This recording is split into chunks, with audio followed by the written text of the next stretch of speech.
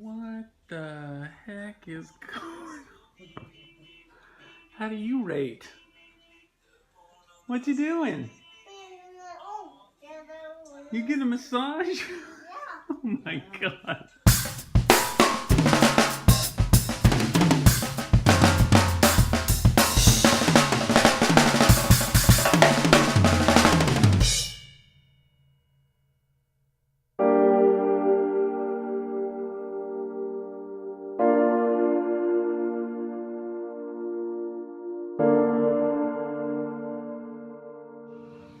It's not clickbait.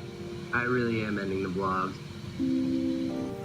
Let's talk about influences for a second. I don't remember when it was or why it was that I stumbled on Casey Neistat's vlog. It was about 3 months before I started vlogging myself. I think I saw probably, I don't know, maybe a year into his vlogging journey. And then I went back to the beginning and I watched every single one of his episodes from one to current. And I started thinking, wow, this would be a cool way for me to connect with my audience and to actually show people as a musician what I'm doing when I'm touring around the world or when I'm on planes and going here and going there, and how I keep my businesses running so that I can financially be solvent enough to go ahead and go do these things and, sort of take time off and go do all this crazy stuff. Because even with the podcasts and Rebel Creative and all that kind of stuff, people really weren't getting it. I kept getting the same questions over. How do you support yourself? How do you do, how do you make money? I get that you're touring and you're doing gigs and stuff and you do sessions and whatnot, but I don't understand how it quite works. And so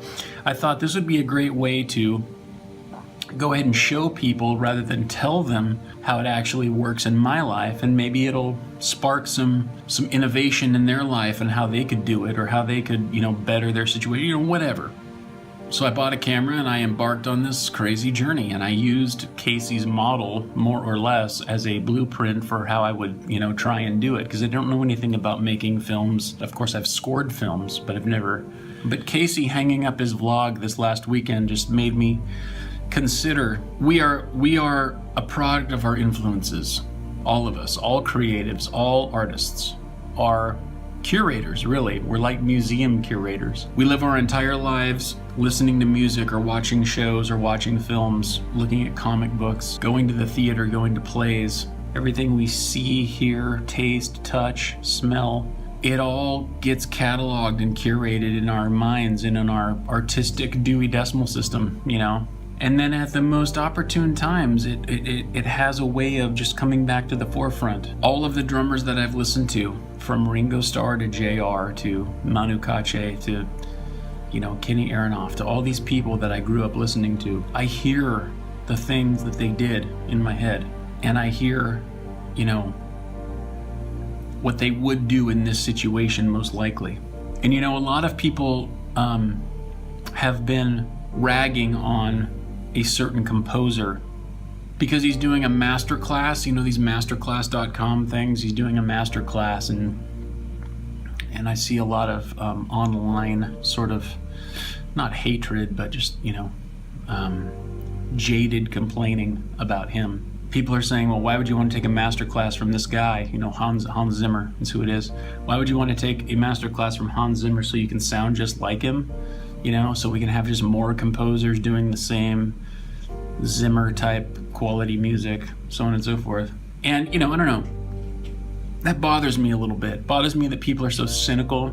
And I think in this case it bothers me so much because people have to start somewhere, First they imitate him. They just completely imitate him. They rip him off just unabashedly, right?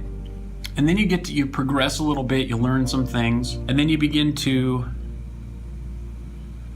emulate people. The way they make choices becomes the way you start to make choices, and you start to understand what their reasoning is and what their purpose is for doing certain things. And then when you grow beyond that, you start developing your own voice and you start developing your own style, and it becomes something that might contain a variable or an ingredient of something that they did because you were influenced by them.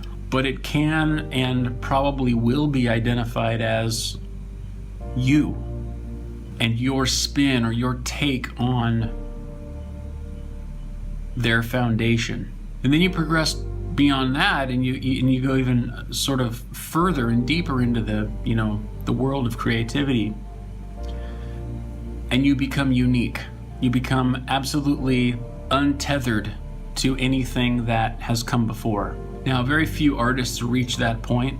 Very few artists get that far along, because a lot of them quit before they hit that stride, I guess, if you will.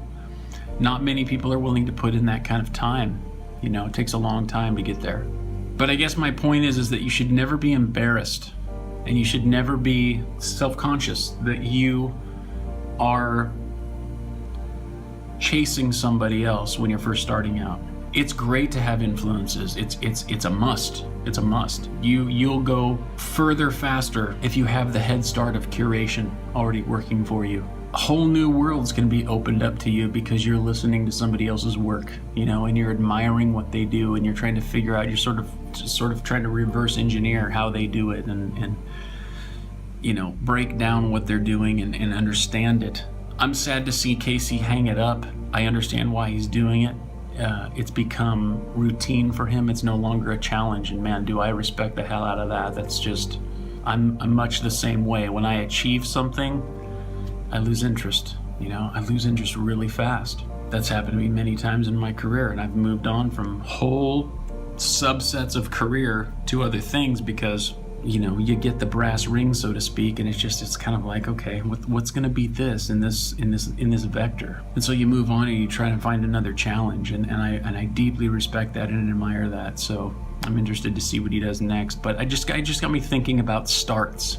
Don't listen to people that say, well, why would you want to copy that person because you're just going to sound just like them and blah. You know what?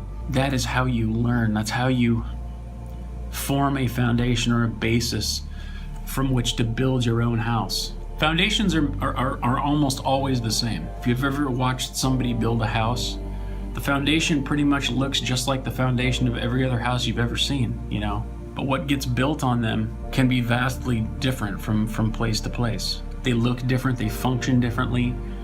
There's different utility within the way that it's built.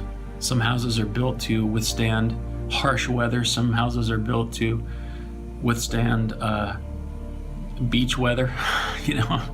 They're all different, but the foundations look relatively the same, and that's because the fundamentals are always the fundamentals, And it doesn't matter where you learn the fundamentals from, but you just got to learn them. As a drummer, it doesn't matter if I learn the fundamentals from Phil Gould, who's my drumming hero, or Dave Grohl, who isn't.